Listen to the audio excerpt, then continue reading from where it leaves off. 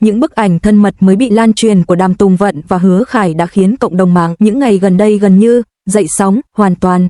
Chỉ trong vài giờ ngắn ngủi sau khi xuất hiện trên mạng xã hội, hàng loạt diễn đàn giải trí, bài đăng cảm xúc và video phân tích đã nhanh chóng phủ kín các nền tảng.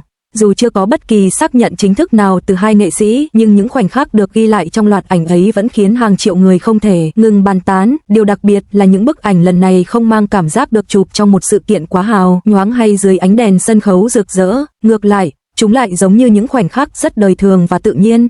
Chính sự giản dị ấy mới khiến cộng đồng mạng cảm thấy rung động mạnh hơn rất nhiều.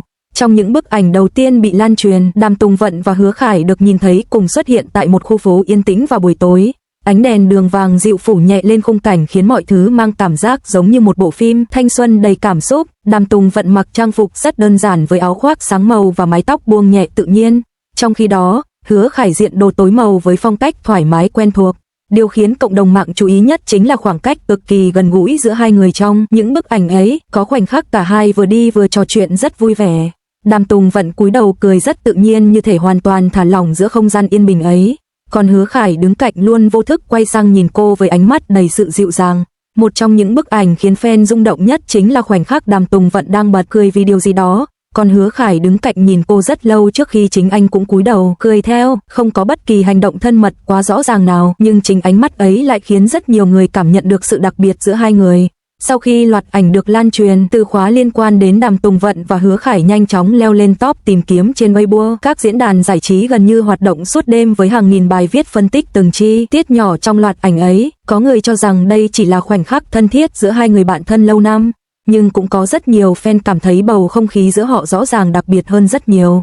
Điều khiến cộng đồng mạng bàn tán nhiều nhất chính là ngôn ngữ cơ thể cực kỳ tự nhiên giữa hai người. Trong một bức ảnh được chụp từ xa, Hứa Khải được nhìn thấy đang vô thức nghiêng người về phía Đàm Tùng Vận khi cô nói chuyện. Khoảng cách giữa họ rất gần, hoàn toàn không có cảm giác gượng gạo hay giữ ý trước ống kính. Chính kiểu tương tác rất thoải mái ấy lại khiến fan cảm thấy mọi thứ chân thật hơn rất nhiều. Nhiều người sau đó bắt đầu nhớ lại những lần hợp tác trước đây của cả hai và nhận ra rằng ánh mắt dịu dàng giữa họ dường như đã xuất hiện từ rất lâu. Chỉ là trước kia, mọi thứ thường bị che lấp bởi ánh đèn sân khấu và lịch trình công việc dày đặc, nhưng trong những bức ảnh đời thường lần này, tất cả cảm xúc dường như trở nên rõ ràng hơn bao giờ hết.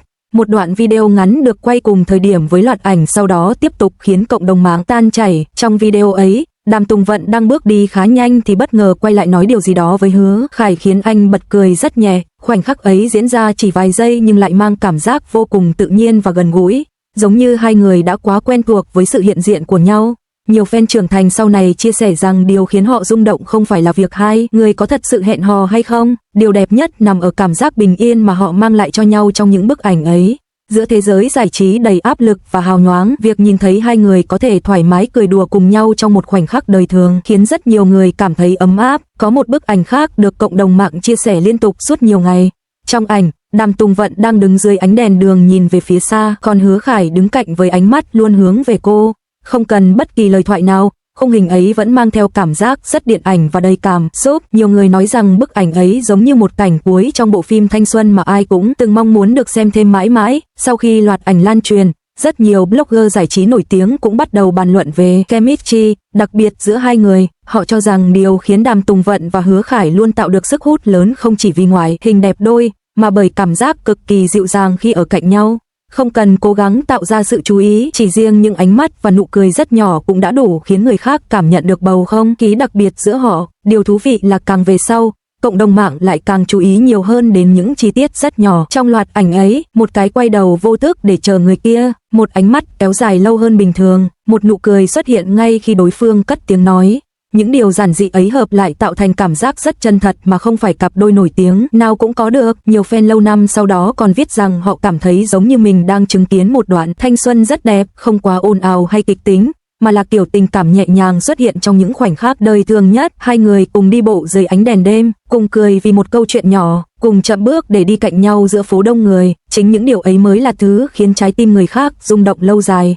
Và có lẽ cũng chính vì vậy mà những bức ảnh thân mật bị lộ của Đàm Tùng Vận và Hứa Khải lại có thể khiến cộng đồng mạng rung chuyển mạnh đến thế, không chỉ vì sự tò mò hay tin đồn tình cảm, mà bởi trong những khoảnh khắc rất bình thường ấy, hai người đã vô tình tạo nên một loại cảm xúc cực kỳ dịu dàng khiến bất kỳ ai nhìn vào cũng cảm thấy trái tim mình mềm lại giữa những ngày quá vội vã của cuộc sống. Sau khi loạt ảnh thân mật của Đàm Tùng Vận và Hứa Khải tiếp tục được lan truyền với tốc độ chóng mặt trên mạng xã hội, cộng đồng fan gần như bước vào những ngày mất ngủ, thật sự. Không chỉ những bức ảnh đầu tiên mà càng về sau lại càng xuất hiện thêm nhiều khoảnh khắc đời thường khác của hai người, khiến bầu không khí trên các diễn đàn giải trí trở nên sôi động hơn bao giờ hết. Điều khiến rất nhiều người rung động không phải là những hành động quá lãng mạn hay cố tình thể hiện tình cảm trước công chúng, ngược lại, chính sự tự nhiên trong từng ánh mắt và cử chỉ nhỏ lại khiến mọi thứ trở nên chân thật hơn rất nhiều. Có những khoảnh khắc rất đơn giản thôi nhưng lại đủ khiến cộng đồng mạng cảm thấy trái tim mình mềm lại. Một loạt ảnh mới bị lộ sau đó ghi lại cảnh Đàm Tùng Vận và Hứa Khải cùng ngồi trong một quán ăn nhỏ vào buổi tối. Không gian trong ảnh không quá sang trọng, chỉ là ánh đèn vàng dịu nhẹ cùng vài chiếc bàn gỗ đơn giản. Nhưng chính khung cảnh đời thường ấy lại khiến fan cảm thấy cực kỳ gần gũi. Trong ảnh, Đàm Tùng Vận đang cúi đầu cười rất vui vẻ vì điều gì đó, còn Hứa Khải ngồi đối diện lặng lẽ nhìn cô với ánh mắt đầy sự chú ý.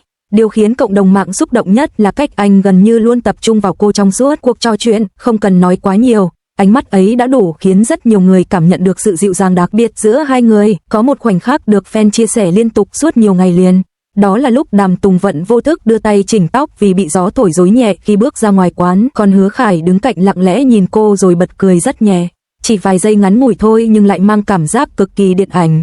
Nhiều người nói rằng khoảnh khắc ấy giống như một cảnh quay trong bộ phim thanh xuân mà ai cũng từng mơ ước được trải qua ngoài đời thật. Sau khi những hình ảnh ấy lan truyền, rất nhiều fan lâu năm bắt đầu nhớ lại toàn bộ hành trình hợp tác của hai người từ trước đến nay.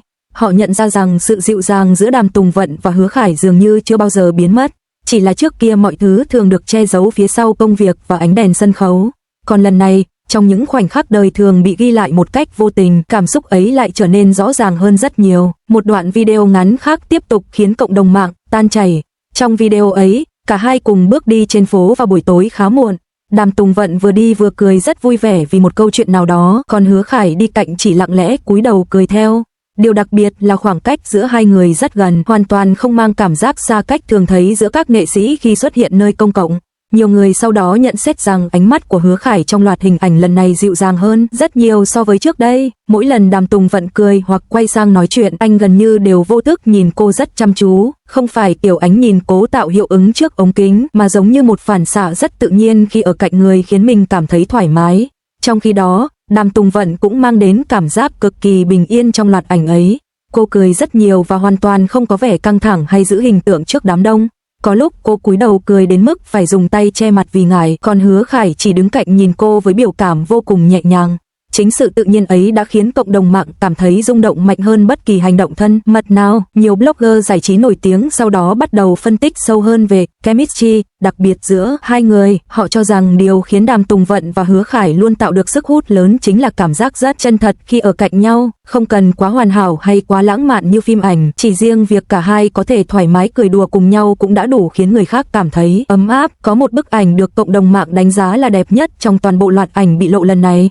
Trong ảnh, Đàm Tùng Vận đang quay đầu nhìn về phía Hứa Khải với nụ cười rất nhẹ, còn anh cũng vừa lúc nhìn cô. Ánh mắt của hai người chạm nhau đúng khoảnh khắc máy ảnh bấm chụp. Dưới ánh đèn đường vàng dịu, toàn bộ khung hình mang cảm giác cực kỳ mềm mại và đầy cảm xúc. Nhiều fan nói rằng chỉ cần nhìn bức ảnh ấy thôi cũng đủ khiến họ nhớ lại những rung động đẹp nhất của tuổi trẻ. Sau đó, hàng loạt video chỉnh sửa từ những hình ảnh này xuất hiện liên tục trên mạng xã hội. Tiếng nhạc nhẹ vang lên cùng khung cảnh hai người đi cạnh nhau dưới ánh đèn đêm khiến rất nhiều người cảm thấy như đang xem một bộ phim tình cảm đầy chữa lành.